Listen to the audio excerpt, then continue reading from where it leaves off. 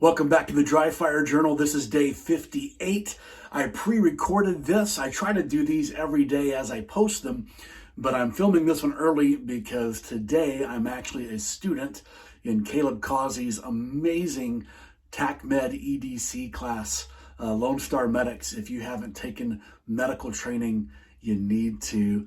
And I think the best guy out there is Caleb Causey and Lone Star Medics. I'm going to show you that I have nothing in my chamber and nothing in my magazine well because my magazine is blocked by my barrel block, and my chamber and my barrel are fully blocked by my barrel block. And you can get your own barrel block by going to Block Safety, BLOK safety.com, enter in the code REDHAWK and get 15% off as you check out. Today, I'm going to show you something that I've used in a lot of classes, not every class, because as you guys know, no two classes are ever the same because we teach people instead of classes. But I often use something that I learned from my good friend AJ Zito at Practical Performance. AJ is a gunsmith. He's also a phenomenal shooter and a very good instructor. But he describes the idea of our trigger work. And I'm going to switch to left hand to show you my trigger. And he talks about the idea of not losing contact with the trigger as we are working it. So in order to run this drill properly, make sure you've got your barrel block in. Make sure everything is cool with your magazine. You still want to be mindful of your direction of least consequence as you press the trigger to give yourself a dead trigger. What I want to do is simply run my trigger and try to not lose contact with it. I don't want to have to leave my trigger in order to press it again. This is a habit a lot of us have, particularly when we're running at speed. And I'm going to show you why. And this is what AJ showed me.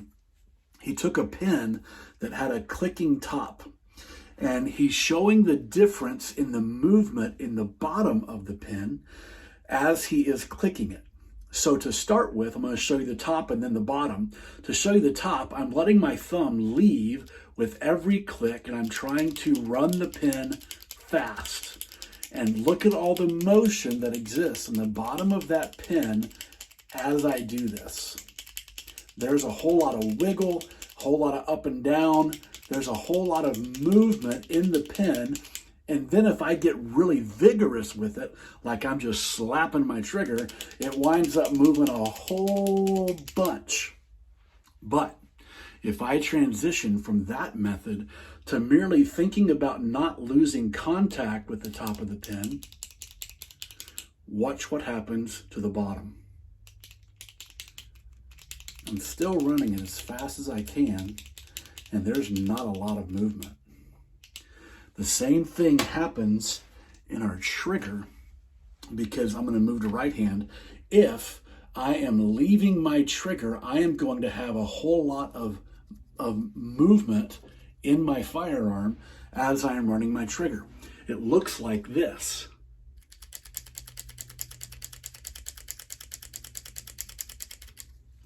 But if I think about just maintaining contact and not leaving the trigger, it looks more like this. There's still some movement, but not nearly as much.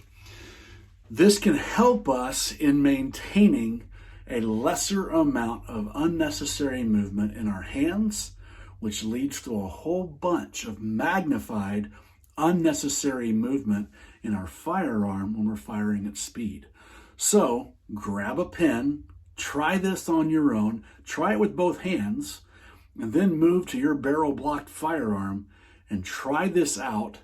Write down what it is that you are experiencing, what you are experimenting with, and what you're doing well that you can build on.